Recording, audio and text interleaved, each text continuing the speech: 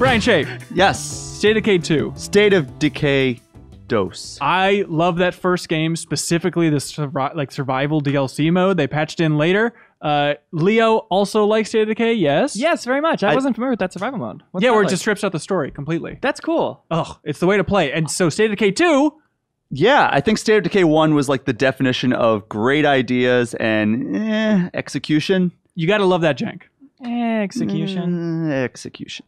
But yeah, State of Decay 2 refines a lot of the stuff that State of Decay 1 did, and like they also seem to strip out a lot of that story crap that you don't like. The story was fine. It's just not what kept me playing State of Decay. I think they recognize that. Like, I think good. that a lot of the stuff in State of Decay 2 is just like, hey, you are trying to survive. Like, I asked, like, hey, is there an overarching narrative? They're like, yeah, kinda. Like, Kinda, really? They were like, it's not like you're going up against like some like big governmental organization. It's not like there's like some umbrella corporation out there that it's like you're trying to stop them from creating these zombies. It's like your whole goal is to make your community prosperous. And so the first State of Decay, if you didn't play it, here's the hooks. Open world zombie game, but it is an action game that leans heavily on the sim aspect, right? So you're like building up this community, also permadeath with the members of that community. So when they're down, they're gone forever. It's amazing. It leads to so many incredible moments, but it was rough around the edges for sure. It's like all these amazing moments that come from like that are unique to your playthrough, but they feel like canonical, you know? Like it's like the world is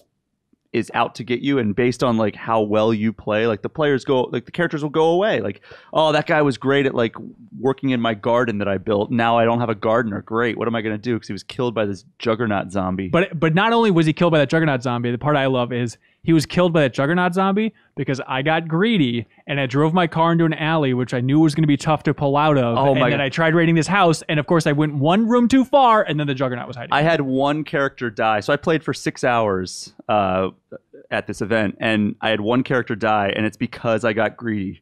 I was driving back. I was in an ambulance. So I found an ambulance out in this town that I was raiding, and I filled it up with all these like rucksacks of that's what they call them. That's what they call them. No, I'm laughing at the idea of a zombie riding in the back of an ambulance. No, on a I didn't fill it with zombies. Oh, okay. I filled it with like the supply bags. So I was like, all right, we're going to be living in luxury after I come back from this trip.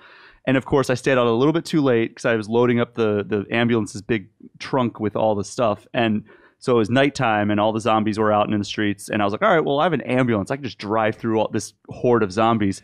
And unfortunately, there was turning the sirens on. Come at me, bro. There was a juggernaut zombie, which is like this huge, like I think he looks like he's like 7 feet tall and like really like he's built, we'll say. Yeah. And I was like, oh, well, I have an ambulance. I'm just going to run him over. And unfortunately, that did not work. And he stopped me dead in my tracks.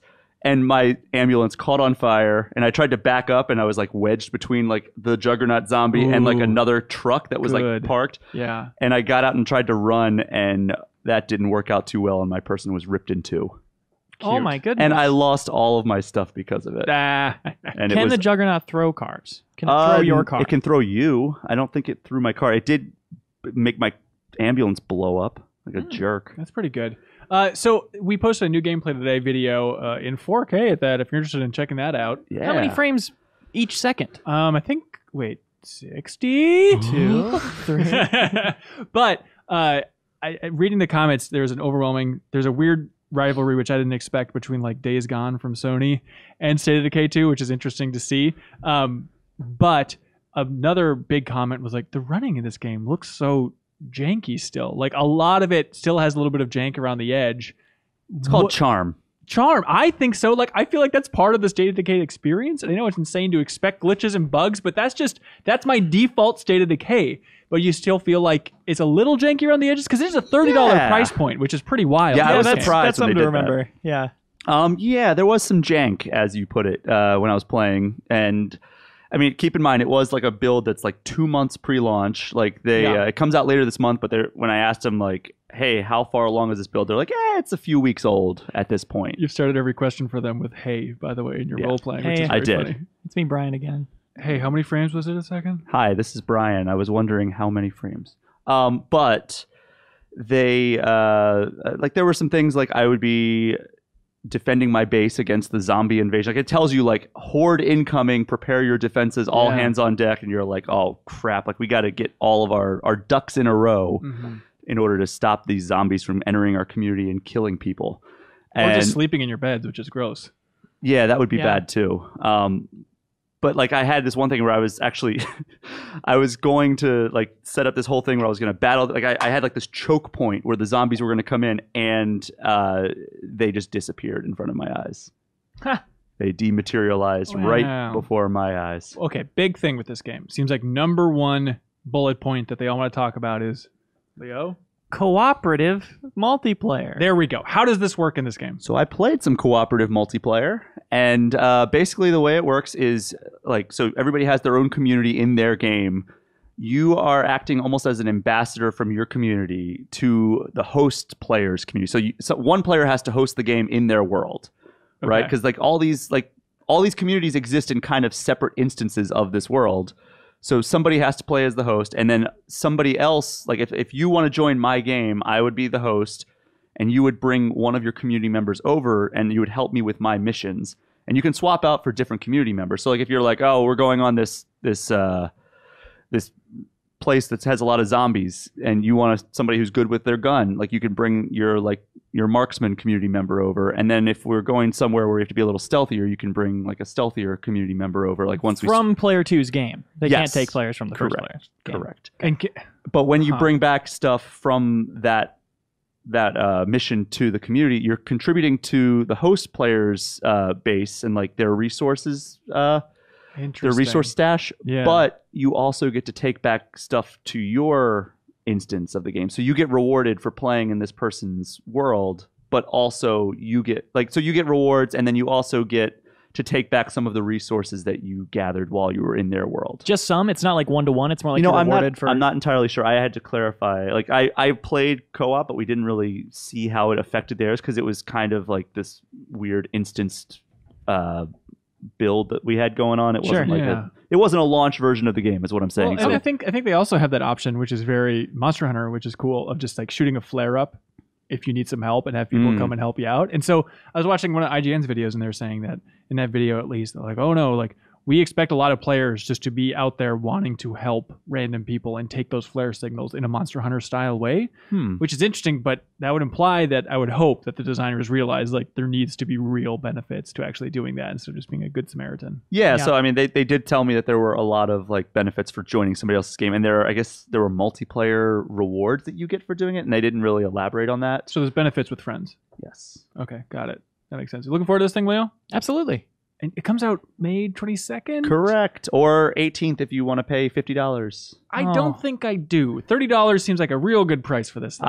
I think that I am going to put a lot of time in this game. yeah. Like I was itching to play more even after like sitting down for 6 hours straight. Like I really wanted to play more, and I wanted to like be able to keep playing on my save because I was like getting invested in the community members, and like there was one that I was like just she had the worst luck. Like if you watch the new gameplay today, it was the one that we recruited from that like under construction house that like oh, the band member that Yeah, wrote the the band greatest member. song in the world? So I tried to do a plague heart mission. So plague hearts are like this new thing in State of Decay 2 where they're basically a nest for zombies, and like this plague heart powers up these zombies because it's like pumping some sort of fume around. Plague Heart. Okay, they Yeah. just said Play Card. Okay, Plague Plague Heart. Plague Card.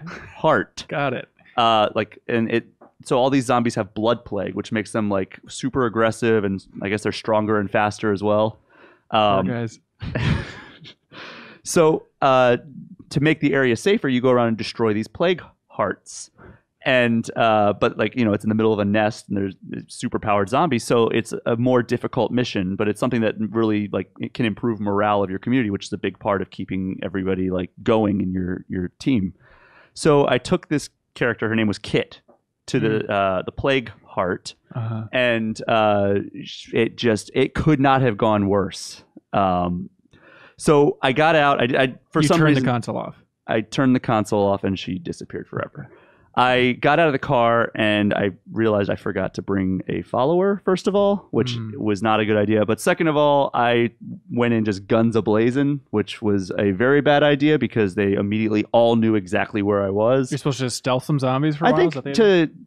to pick off a few of them to even out the odds a little bit. Cover yourself in mud. And boy, did things go downhill fast. They all charged me, and like the gun jammed because she wasn't good with Really? firearms, and she was like, shoot, shoot. Like you could hear her yell like, shoot, damn it, shoot.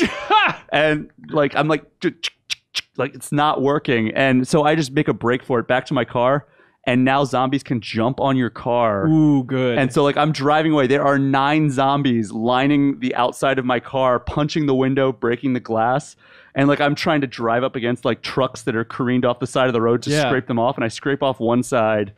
And like I make it back to the base, and she gets blood plague. And like so basically you have to treat somebody with blood plague in your community, or else like I'm assuming they turn into a zombie if you don't treat them. But like I never got to that point. But they were getting really sick, and like you couldn't use them. Like they had to be like bedridden pretty much. And I can't wait for this game to kick all of our asses. That's the thrill. A lot of when I people heard are that, going- when I heard the gun jammed, Yeah. You're into still my that? heart. Yeah. Really? I mean, you can Absolutely. unlock perks, like because the way you level up these characters is by using their different skill sets. So like if you want somebody to become a better like gun handler, you have them shoot more, and like they become more familiar with firearms, and that levels up their I stat. think they have someone just walking around home base just firing a gun into the air at all times. Target practice wherever they Working out my Or trigger like, yeah. finger. To call back to new gameplay today, if I wanted to become faster, I would, or like get better stamina, I would just have my guy sprint everywhere. can. Yeah, that Which was I did a 60% lot of that. of the video. But But yeah, so Can I ask if there have been any changes to the melee combat? I feel like that's the main thing about the first one that ended up Ooh. pushing me away from I it. was feel the like it repetitiveness felt of the a melee. lot more intuitive and a lot more like it felt smoother. I think that it was still kind of just like press. I think it was square or not square. Jeez, I was playing God of War last night. You can tell. Press X or X to melee. It better be X. I'm pretty sure it's X. But it was Right. super repetitive in the first one. Like, you see those same motions again and again. And I again mean, and there again. was still that where it's like it is the same motion, but you know, how many motions do you want, Leo? I would like 4. 4? Well, I'm sure there are 4 motions. I'm sold. All right. Love And it. Another thing about co-op that we didn't touch on is you can actually branch out a little bit. There is some tethering, they said, but I didn't encounter any problems with like going in different directions for a little bit. Oh, cool. So you can go complete different objectives if you want, but it does make sense to stick together because like if you're going and looking for food in an area, like say if you went to this area and there were 3 boxes to like loot through, Yeah. if you played the first one, I mean, there's a lot of looting in this game. There will be 6 boxes in that room if you have like 2 people. Oh, cool. But only 3 of them can be accessed by you. The other 3 have to be accessed by the other player. So it encourages you to stick together. That's really weird. It is kind of Okay. weird, but I kind of like it because like it makes you want to go around with your teammate. Instead of just ditching them. It would be fun to shoot up that flare, though. Wait, you said there was no friendly fire, right? There was no friendly fire. I don't know Damn if it's it. an option. I mean, that might have just been for the demo build that I played, but Yeah. I could see that being added in very easily. That seems the like something fact. that State of Decay audience would be into. Yeah, Like, I there's like a definitely would be. hardcore mode for that. Yeah, Like, but it's 'cause the idea of shooting up that flare and then just trapping all the people in some effed up situation. Yeah, I love that. especially with like how permadeath you could really screw people over.